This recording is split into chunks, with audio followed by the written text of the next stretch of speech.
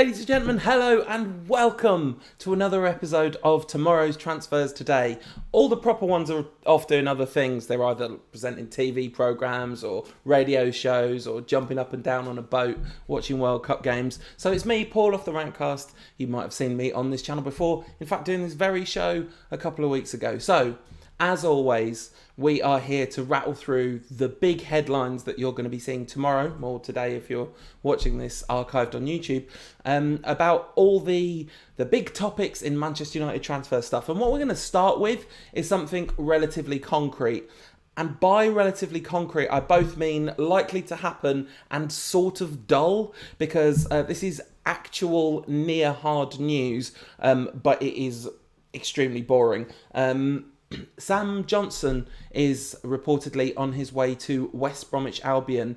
He spent last season, the reserve United keeper, spent last season on loan at Aston Villa. And there's a strange thing in the Midlands. You know how in Serie A, especially in the 90s, you'd get like all the big names in Serie A would play for all the big Serie A clubs for a couple of seasons and transfer all around the gaff. And the Midlands are like that. It feels like if you've played for Villa, you're probably going to end up playing for West Brom or Birmingham City at some point. Anyway, Sam Johnson would have been United's third keeper this season if Mourinho got his reported wish, this is according to the Mirror, and sent Joel Pereira on loan. But United have made a move for Lee Grant from Stoke City, and this is practically announced, given that it's on Craig Norwood's Twitter. And any of you that know Craig will know that he doesn't tweet stuff that isn't factual. So the most underwhelming signing you could possibly have conjured up. I remember Lee Grant playing really well against us under Van Gaal, maybe. Or maybe it was under Mourinho in his first season. But anyway, he put on like a worldy performance against us. And we might be seeing those between the sticks if David De Gea gets injured and Sergio Romero gets injured, because Lee Grant is clearly not coming in to be any kind of first-team player. He's very much coming to be the third-choice goalkeeper. That's why Sam Johnson's moving on. I mean, this deal completely makes sense. Last time I was on, we talked about the loan deal for Dean Henderson, who's gone to Sheffield United on loan. And I think a lot of people are suggesting that Henderson maybe has a kind of higher ceiling of potential than Sam Johnson. So for Sam Johnson to move away makes sense. Chief Wacker says maybe signing Grant means De Gea might be leaving rather than Joel Pereira on loan. Maybe that might turn out to be true, but fortunately that's not the gossip at the moment. Maybe De Gea kind of chucking the World Cup for Spain was his way of saying, no, I don't want to move to Real Madrid. I would miss Salford too much. I had a question from Shane McNiff, which I'll take before going to the next transfer story, because that's basically all I've got to say about Lee Grant and Sam Johnson. Shane says, who do you think should be club captain at United next season? It's a really interesting question, to be fair, because there isn't an obvious candidate now that Michael Carrick has left. I wonder if it'll be Antonio Valencia. I mean, that would be a very underwhelming choice, but he was often the on-pitch captain last season, wasn't he? So maybe the kind of experience and age will mean that Antonio Valencia gets the nod. But that's a pure guess. That's not me reporting on the hot stories of the day, which is what I'm doing right now. When I say hot stories of the day, I mean list of transfer nonsense, because that's what we're about to hit. This is a roundup by the good people at Team Talk of various different stories from around Europe today. United have been dealt a blow. That's my favourite kind of headline. Enters race and dealt a blow. So beautiful when you're talking about a story that's kind of very much on the back burner and then there's no actual real substance to it. I love it when you get a dealt a blow or someone else joins the race headline. But United have suffered a huge blow in their reported pursuit of Leo Bonucci, who went to Milan slightly strangely last summer as part of Milan's kind of new funding deal. They've now been banned from European football, but Leo Bonucci, the CEO, Marco Fassone, AC Milan's CEO, has said, Leo's our captain. He is not one of the players we are discussing or negotiating for. He's one of the team's strengths and he'll stay with us for a long time. So if that is true, then that means, of course, United won't be signing him. Whether that's just a negotiating position, whether United have any interest in Bonucci, I've had a little bit of information about the kind of players that United are in for this summer, and certainly a top-level centre-back seems to be definitely part of the mix. So wouldn't be surprised if we saw a player of kind of Bonucci's calibre. Whether it's him or not, who knows? Oh, it's a Ronaldo story. Of course it's a Ronaldo story. Juventus are trying to sign Real Madrid superstar Cristiano Ronaldo, according to a report according to a report in Tuttosport, which is Tutto stories, some of which are true and some of which are obviously not true. And also this story just says that Juventus are trying to sign him. And we could try and sign him. Full-Time Devils could put in a cheeky bid. Apparently, though, the interesting part of this story is that Ronaldo's release clause was claimed last week to have been reduced from €1 billion to €120 million. Now, if Ronaldo's release clause really is €120 million, people will be throwing that at him over and over again, obviously. Now we come to a story which I think might turn out to have some degree of credibility, not because of its origins in Calcio Mercato, which is another Italian sports paper, and as with all sports papers, they get good information and bad information, and they report both kinds. But Mourinho is apparently interested in moving for Mario Mandzukic. Now, the reason that I think this story or stories like it might have some degree of credence is because the thing that I've heard is that Mourinho is looking for a short-term backup to Romelu Lukaku. Remember after the FA Cup final, he said, what can we do? We didn't have Lukaku, or Lukaku wasn't fully fit, so we didn't have a big striker. You can't play football without a big striker. Of course, you can play football without a big striker, but Mourinho really, really does not like to. So whether it is Fernando Oriente, which is a slightly depressing concept, or a player like Mandzukic, I'd be sort of more happy if it was Mandzukic. And like I said, I don't think this is about making a big impact on the first team. I think this is about having a more kind of like-for-like-ish replacement for Lukaku. Now, of course, Mandzukic isn't exactly a like-for-like replacement. Talking of strikers that play for Manchester United, hold on. Just need to pull myself together a second. France are playing Blaise Matuidi on the left wing when they could be playing Anthony Martial, but they're not because Jose Mourinho's a what's it. Kwasi says Martial just wants guaranteed starts in his new contract, I feel. I'm not sure that's even a thing. I don't think guaranteed starts form part of a contract. I certainly can't imagine that they form part of a contract in a Mourinho team. The one thing I could potentially imagine is if you don't hit a certain threshold of starts, that might trigger some sort of break clause. But I think it's very unlikely in this day and age that you're going to see guaranteed starts, because if you think about it, the theory is a football club is paying between £100,000 and £300,000 every week for the services of their player. Why would they do that if they weren't planning for the player to start?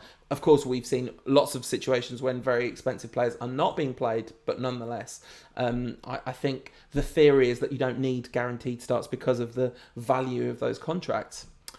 Okay, we have now what I think is another potentially, based on everything that I've heard behind the scenes, this is something that I do think could be, again, if not in terms of the actual player, in terms of the style of player and what his profile is, this is the kind of player that I've heard United are looking for. So we've got a backup striker for Lukaku, check, top-level central defender, check, and also a young up-and-coming central midfielder.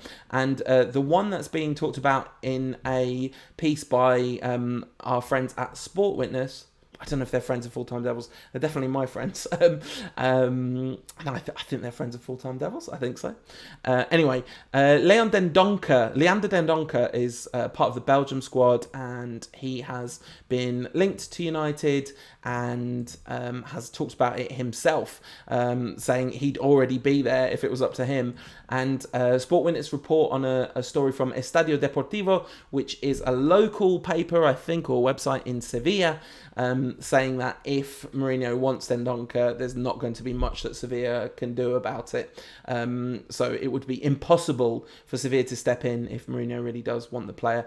I think that would be an exciting signing, wouldn't it, Leander Dendoncker? The kind of profile of a young up-and-coming central defensive midfielder. He's applied his trade in La Liga, which is obviously a very high level of competition. So it's hardly like he's coming straight from the Belgian league or whatever, and he's in Belgium's World Cup squad. So that is clearly a squad packed full of talent. And we saw them scrape past Japan today. What an incredible game that was in what's been an absolutely amazing World Cup. I don't know about you, but I'm even talking about club football is upsetting me a bit at the moment because I've got proper full-blown World Cup fever. Like the fright that Japan gave Belgium today was absolutely amazing. And I was kind of happy for Romelu Lukaku and Marouane Fellaini, I guess, but definitely for Romelu Lukaku that Belgium got through. But it was kind of sad because it looked like yet another stunning upset was on the cards.